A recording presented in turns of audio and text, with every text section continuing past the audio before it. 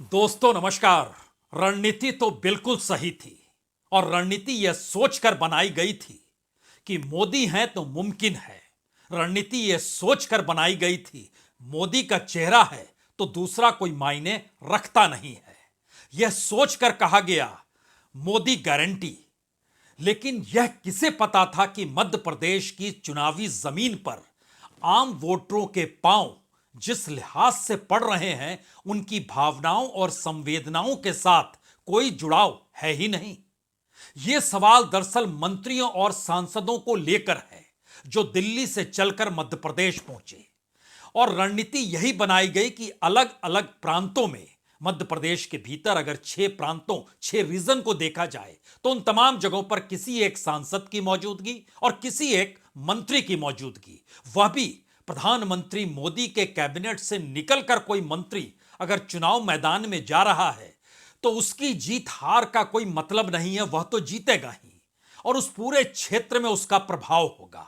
यानी जो anti incumbency बीते 18 बरस के साथ शिवराज के साथ जुड़ी हुई थी वह एक झटके में काफूर हो जाएगी।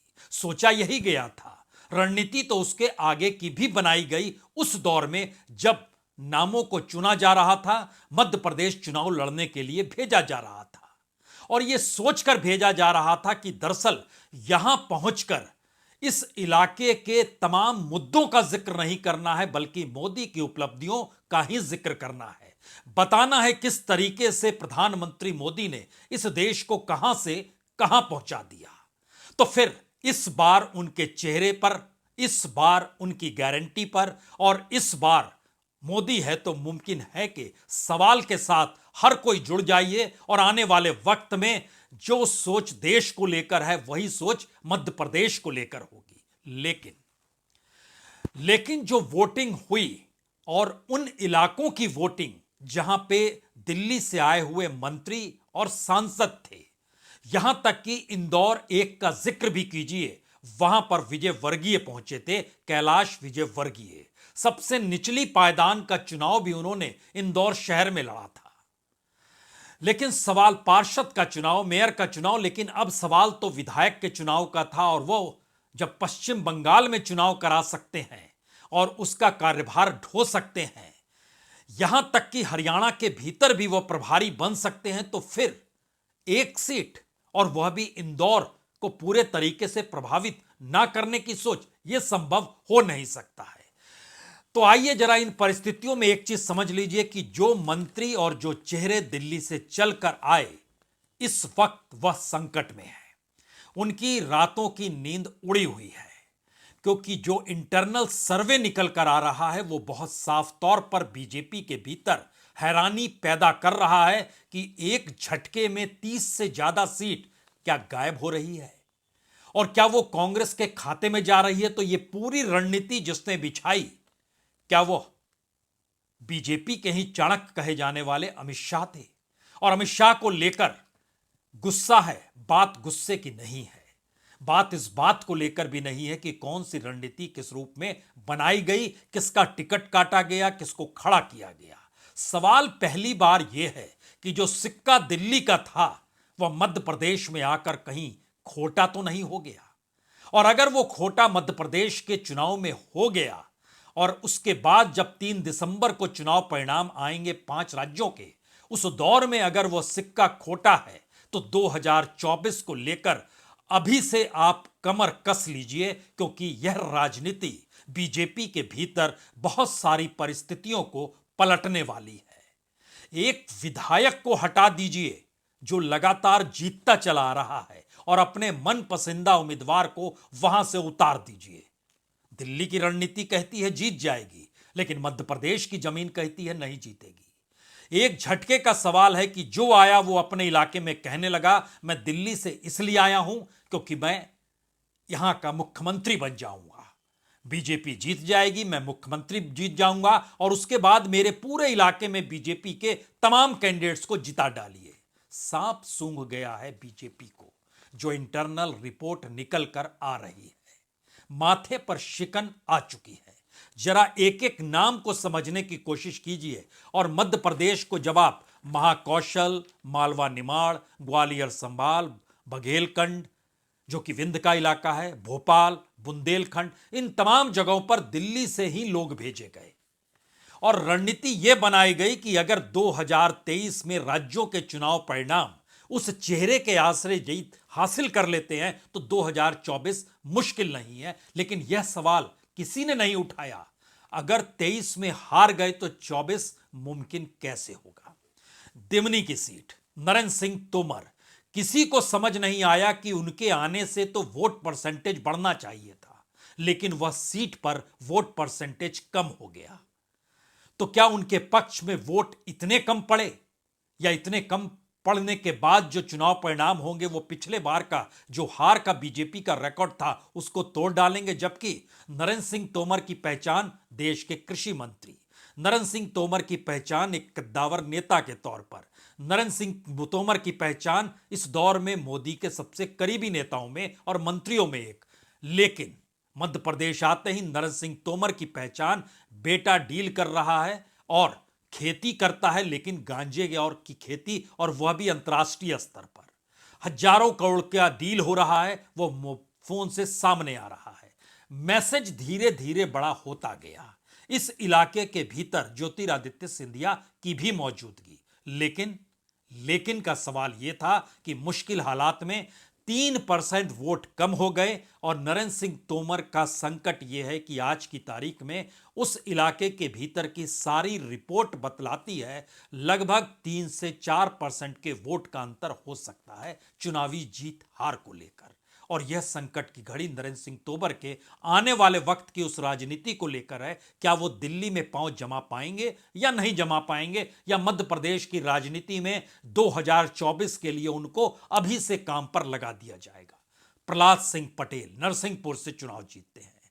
इससे पहले जालम सिंह जीते थे, उनके बेटे थे एक, उनके बेटे उन युवाओं में बड़े लोकप्रिय थे, या कहते हैं कि उनका पूरा वर्चस्व था पूरे इलाके में। लेकिन उनके ना रहने के बाद स्थिति प्रहलाद सिंह पटेल की भी नरसिंहपुर में डगमगाई।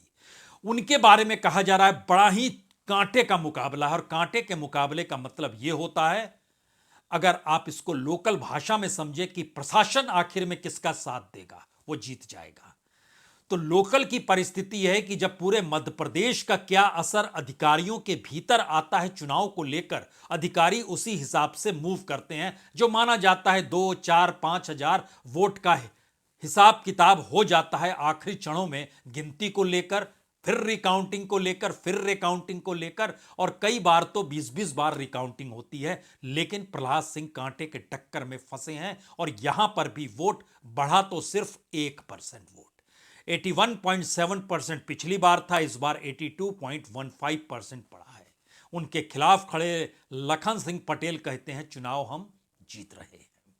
उनकी बात पे भरोसा मत कीजिए, भरोसा इस बात को कीजिए कि कैलाश विजयवर्गीय जो नेशनल जनरल सेक्रेटरी बीजेपी के और चुनाव जितवाने में माहिर, करवाने में माहिर, लेकिन जब अपना चुनाव आया तो इनके इलाके में 3% वोट बढ़ा, 69% से 72 पर चला गया। लेकिन इस पूरे इंदौर के इलाके का एक और सच है, उस इंदौर के भीतर में जो बीजेपी की सीट है, क्या वो सीट बरकरार इस बार रख पाएगी? यह सवाल परसेप्शन के तौर पर इसलिए बड़ा होने लगा क्योंकि कैलाश विजयवर्गीय अपनी जगह पर, जो नरेंद्र सिंह तोमर की स्थिति है, कमोवेश वैसी स्थिति में जाकर वह भी फंस गए। विजयवर्गीय के बेटे का भी सवाल, जो एक हाथ में बैट लिए रहते थे, यह बहुत गूंजा दिल्ली तक में आकर। बेटे का जो सत्ता को लेकर अहंकार था, यह सवाल भी उठते रहा। लेकिन लोग भूलते नहीं है, वोटर को तो इंतजार रहता है। ठीक है, आप 5 बरस में चाहे एक ही बार आइए, लेकिन 5 बरस तक हम हर बार आपका इंतजार करें ना करें, आपको याद जरूर करते रहेंगे। तो बुरी बात याद रह जाती है, अच्छी बातें लोग भूल जाते हैं, और बुरी बात जब सत्ता करे तो वह लोगों की आंखों में कचोटता है। और शायद कैलाश विजयवर्गीय इंदौर 1 के भीतर यही कुछ स्थिति है। चौथी सीट है फग्गन सिंह कुलस्ते, यह भी केंद्र के मंत्री, प्रहलाद सिंह भी मंत्री, नरेंद्र सिंह तोमर भी मंत्री, और फग्गन सिंह कुलस्ते भी निवास से, जो मंडला में आता है, वहां से। लेकिन यहां एक झटके में 5% वोट बढ़ा, और अशोक मार्सकुले जो थे वह पिछली बार चुनाव जीते थे, इस बार भी वह उनके खिलाफ, जो कांग्रेस के हैं। फग्गन सिंह कुलस्ते कहते हैं, मैं चुनाव जीत रहा हूं। आदिवासी बहुल इलाका है और आदिवासियों के भीतर की लकीर मध्य प्रदेश के भीतर बताती है कि आदिवासी इस बार आदिवासी सुरक्षित सीटों पर एक मुश्त एक तरीके से फैसला देने को तैयार है। तो मुश्किल फग्गन सिंह कुलस्ते को लेकर है और उनकी स्थिति भी हार और जीत के बीच फंस चुकी है। जबकि बड़ा महत्वपूर्ण है, सीधी में खड़ी की गई थी रिति पाठक। ऊपर से चाहत थी रिति पाठक को लाया जाए, वो सांसद हैं और वहां के जो 3 बार के विधायक जो बीजेपी के थे उनको हटा दिया गया।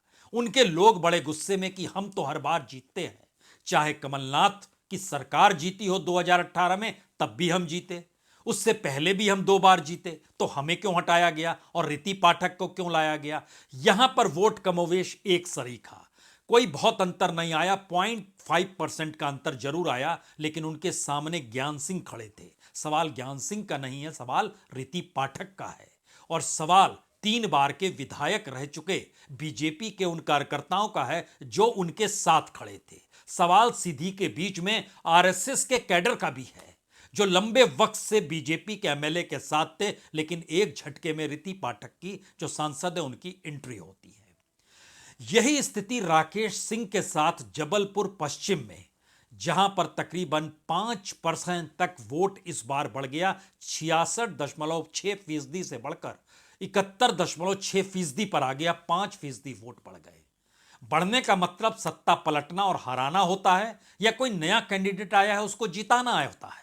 यह आप अपने तौर पर सोचते रहिए, लेकिन राकेश सिंह जबलपुर पश्चिम के भीतर उनके खिलाफ तरुण भनोट जो कि विधायक वहीं के हैं और इस बार कांग्रेस को लेकर जो मध्य प्रदेश की धड़कनें अंडरकरंट चल रही थी, वोटिंग के दिन अगर वो सामने आई तो राकेश सिंह के लिए भी अब तगड़े मुकाबले में बात निकल कर आ गई। लेकिन वोटिंग में जब 5% ज्यादा वोटिंग हुई, दावे अपने अपने किए गए। राकेश सिंह ने कहा मेरी वजह से वोटर बाहर निकला।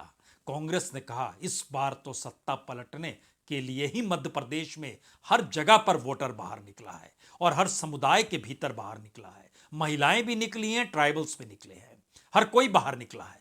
तो इसलिए घबराने की बात नहीं है, इंतजार कीजिए। वो ये कहने लगे 3 दिसंबर तक सतना में, जहां पर गणेश सिंह जो सांसद बीजेपी के, इनको भी भेजा गया, जाइए आप चुनाव लड़िए। यह सीट हारी हुई थी। सिद्धार्थ कुशाल यहां से एमएलए थे, वह यहां से चुनाव लड़ रहे हैं। उनका कहना है सतना में वह जीत रहे हैं और यहां पर लगभग 1.5% का वोट ज्यादा पड़ा।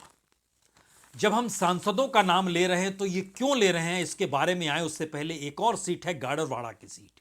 यहां पर राव उदय प्रताप सिंह जो सांसद हैं उनको उतारा गया, जबकि यह कांग्रेस की सीट, यहां पर सुनीता पटेल पिछली बार जीती थी। वोटिंग परसेंटेज यहां पर 2% कम हो गया।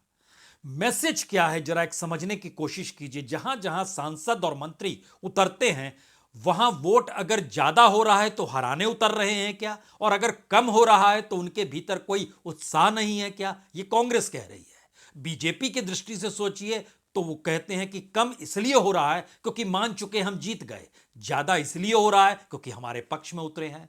लेकिन एक सैफोलॉजिस्ट की राय यह होती है कि जब 3% से ज्यादा के वोट पड़ने लगे तो मान लीजिए सत्ता पलट रही है। सीएसडीएस का ये एक एनालिसिस है कि 3% से ज्यादा का मतलब चीजें पलट रही हैं। लेकिन अगला सवाल इसके बाद और बड़ा सवाल है।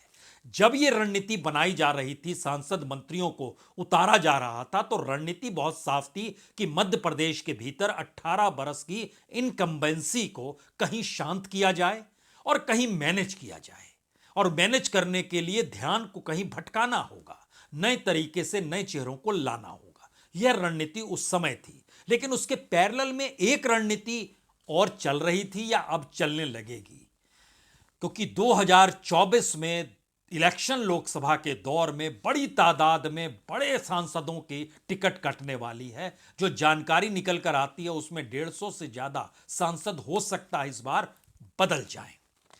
अब सवाल यह था कि जो अलग अलग राज्यों में चुनाव हो रहे हैं, क्यों नहीं उनका परीक्षण वहीं उन्हीं की सीट पर एक विधानसभा की सीट को लेकर किया जाए और मैसेज दिया जाए कि दरअसल असफल आप हैं, असफल दिल्ली में बैठी सत्ता नहीं है।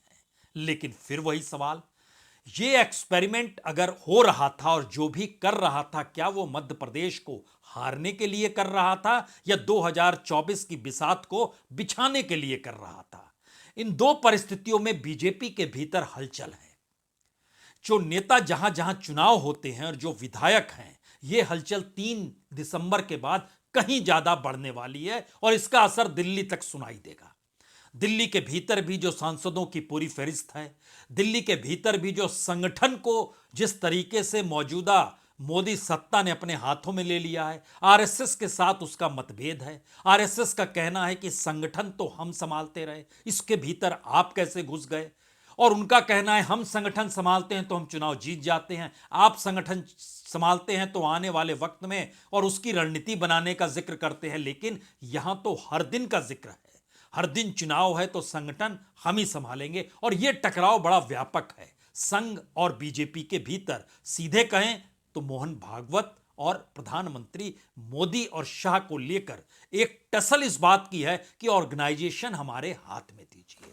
तो क्या इस पूरे प्रोसेस में पहली बार राज्यों के चुनाव परिणाम में अगर मंत्री हार रहे हैं, अगर वो हार जाएंगे, अगर सांसद जो दिल्ली से चलकर पहुंचे अगर उनके लिए मुश्किल है और उसमें से कोई जीतेगा भी तो वह मैक्सिमम 5 से 10 हजार वोट के भीतर ही रहेगा। अगर ऐसी स्थिति अभी अगर समीक्षा में नजर आ रही है तो अगर यह परिणाम में तब्दील होगा तो 3 तारीख के बाद कितनी हलचल अलग अलग राज्यों के भीतर होगी, या फिर सभी खामोश रह जाएंगे, यह भी सवाल है।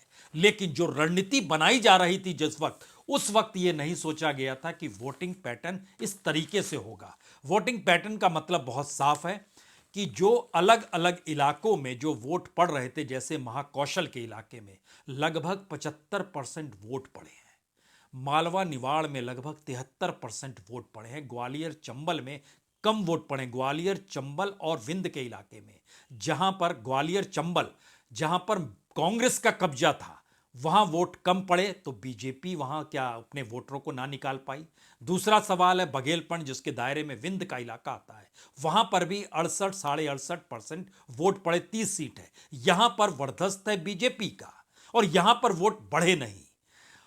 बड़ी बात तो यह है कि जो शहरी मिजाज का इलाका है, मसलन भोपाल के इलाके में भी 71% वोट पड़े और उसमें भी अगर इसको परखना शुरू कीजिएगा कि कहां पर कितने ज्यादा वोट पड़े तो जानकर आपको हैरत होगी। नरेला की सीट जो बीजेपी के पास है वहां 1% वोट कम हो गया, भोपाल मध्य में 1% वोट कम हो गया जो यहां कांग्रेस की सीट थी। लेकिन जहां वोट परसेंटेज बढ़ गया, बीजेपी बैरसिया में उसकी सीट थी, यहां पर परसेंटेज ऑफ वोट बढ़ गया, लगभग 1.5% तक बढ़ गया। भोपाल उत्तर में वोट परसेंटेज बढ़ गया, लगभग 4% तक बढ़ गया। गोविंदपुर में लगभग 2% तक वोट बढ़ गया। ये मैसेज भोपाल के भीतर का क्या है? कम और ज्यादा वोट का होना। क्या ये सत्ता परिवर्तन की दिशा में है या स्ट्रेटजिकली हर कॉन्स्टिट्यूएंसी का कुछ अपना मिजाज होता है, इसको लेकर है? जब इसकी राय भी ली गई तो पहली बार एक नई चीज निकल कर आई, यानी मध्य प्रदेश के चुनाव में अलग अलग क्षेत्रों में अलग अलग तौर तरीके, सांस्कृतिक जीवन, जिंदगी जीने का तरीका, रोजगार का तरीका, ये अलग अलग है। जो महाकौशल में है वह भोपाल में नहीं है, जो भोपाल में है वो बुंदेलखंड में नहीं है, जो बुंदेलखंड में है वो विंध्य के इलाके में नहीं है, जो विंध्य के इलाके में है वो ग्वालियर चंबल में नहीं है। ये एक मैसेज है कि अलग अलग जगहों पर अलग। लेकिन पहली बार चुनाव एक पतली लकीर की तरह खींचा गया जिसमें उस तरफ कांग्रेस थी, इस तरफ बीजेपी थी और कोई नहीं था। और यह स्थिति कमोवेश महिलाओं के भीतर भी थी, युवाओं के भीतर भी थी, आदिवासियों के भीतर भी थी। और बड़ी बात यह है कि जो लाडली बहना का सवाल था, या दूसरी तरफ कांग्रेस ने भी अपने तरीके से लाडली बहना के काउंटर में महिलाओं के लिए जो कुछ पैसा देने का जिक्र किया, जो सम्मान का जिक्र किया, उसने महिलाओं को बड़ी तादाद में वोट देने के लिए निकाला। और तकरीबन 15 लाख ज्यादा महिलाएं इस बार वोट देने के लिए बाहर निकली। तो क्या ये महिलाएं गांव के इलाके में निकली या शहरों के इलाके में निकली? क्योंकि शहरी मिजाज के भीतर एक बड़ा सवाल है कि टैक्स पेयर का पैसा हो या शहरी पैसा जो कहते हैं वो गांव में आप बांट देते हैं। और इसका गुस्सा लोगों के भीतर है कि कोई विजन नहीं बच पा रहा है। लेकिन इसका अगला सवाल यह है कि जब पैसा देने की होड़, सहूलियत देने की होड़ इस बार तमाम पॉलिटिकल पार्टीज यानी बीजेपी कांग्रेस में एक सरीखी लग गई, तो एक झटके में जो पहला सवाल था शुरू का, रणनीति का, वो रणनीति फेल हो गई। यानी मोदी गारंटी, मोदी का चेहरा, मोदी है तो मुमकिन है, ये सवाल एक झटके में राज्य के चुनाव में, वह भी एमपी में, लापता हो गए। इस बातों का जिक्र ही कोई नहीं कर रहा था और इलाके दर इलाके अपने विधायक, अपने पुराने विधायक, विधायक का टिकट ना मिल पाने वाले कार्यकर्ताओं के घर पर, या जिसको विधायकी का टिकट मिल गया उसको लेकर सवाल, इन्हीं सवालों में बीजेपी कहीं ज्यादा इन जगहों पर उलझी नजर आई। आखिर के तीन बड़े सवाल। क्या यह कहा जा सकता है कि मध्य प्रदेश का चुनाव परिणाम जो भी हो, शिवराज के राज पर कोई फर्क नहीं पड़ेगा? क्या यह कहा जा सकता है शिवराज के राज पर फर्क नहीं पड़ेगा, लेकिन मोदी राज 2024 को लेकर क्या यह उल्टी गिनती की परिस्थितियां तो नहीं है? क्योंकि शिवराज को तो दरकिनार मोदी सत्ता ने पहले ही कर दिया। तो सवाल है कि अगर मध्य प्रदेश मोदी चेहरे, मोदी मुमकिन और मोदी गारंटी के नाम पर लड़ा गया, तो यह सत्ता जाने का मतलब और सत्ता बरकरार रखने का मतलब क्या होगा? शिवराज से ज्यादा असर मोदी की सत्ता को लेकर होना है। यह पहला सवाल। दूसरा सवाल, क्या यह माना जाए कि राज्य के चुनाव का असर 2024 तक जाएगा, जब उसी धारा में प्रधानमंत्री की मौजूदगी और मध्य प्रदेश के भीतर जो पोस्टर चस्पा किए गए प्रधानमंत्री मोदी के नाम पर, जिसमें अयोध्या के मंदिर का जिक्र भी है, उनकी उपलब्धियों का जिक्र भी है, उसमें सिलेंडर 450 रुपए देने का जिक्र भी है, उसमें हर चीज का जिक्र जब किया जा रहा है, तो क्या यह कहा जाए ये पोस्टर अभी लग गए राज्यों के चुनाव में, लेकिन ये 2024 तक भी चल जाएंगे? तो क्या ये चुनाव 2024 को लेकर आत्मनिरीक्षण, आत्म परीक्षण का मौका था दिल्ली की सत्ता के लिए? और शायद ये चुनाव उसी तर्ज पर लड़ा गया, इसलिए राज्य के चुनाव परिणाम दिल्ली की सत्ता को प्रभावित नहीं करेंगे, उन्होंने एक जमीन परख ली। क्या यह कहा जाए? यह दूसरा सवाल है। तीसरा सवाल है, जब मंत्रियों को उतारा गया और उनकी लुटिया अगर डूब जाती और सांसदों को लाया गया, जब वो अपने इलाके के एक एमएलए की सीट भी जीत पाने में सक्षम नहीं है, तो क्या यह पहला मैसेज है कि यह नीचे तक जाएगा, यानी पंचायत स्तर के चुनाव तक इसका प्रभाव पड़ेगा? अलग अलग जगहों पर नगर निगम के चुनाव का जिक्र भर नहीं है, यह तो इसका मतलब है कि जो 4 स्टेजेस चुनाव के होते हैं, सांसद के, विधायक के, जिला के और पंचायत के, उन तमाम जगहों पर इसका असर पड़ने वाला है। तो पड़ सकता है। मध्य प्रदेश का चुनाव इसलिए ऐसे टेस्ट है मौजूदा मोदी सत्ता और शायद आरएसएस के लिए भी, क्योंकि दोनों की परिस्थितियां, बीजेपी और आरएसएस की जमीन, चाहे उत्तर प्रदेश और गुजरात में सबसे पुख्ता हो, लेकिन लंबे वक्त तक जिस लिहाज से यहां पर शिवराज सिंह चौहान ने दोनों की जमीन को अपने अनुकूल सत्ता के लिए बनाया, उसको एक झटके में ना तो स्वयंसेवक ने खारिज किया और ना ही बीजेपी के कार्यकर्ताओं ने, बल्कि आरएसएस के प्रचारक से प्रधानमंत्री बने मोदी ने उसको एक झटके में उसको पिन चुभो दिया और पूरा चुनाव दिल्ली के इर्द गिर्द जाकर मध्य प्रदेश के भीतर लड़ा जाने लगा। और यह परिणाम आने वाले वक्त में एक बड़े खतरे की घंटी तो नहीं है? यह सवाल, और इस सवाल का जवाब 3 दिसंबर। बहुत बहुत शुक्रिया, बहुत बहुत शुक्रिया।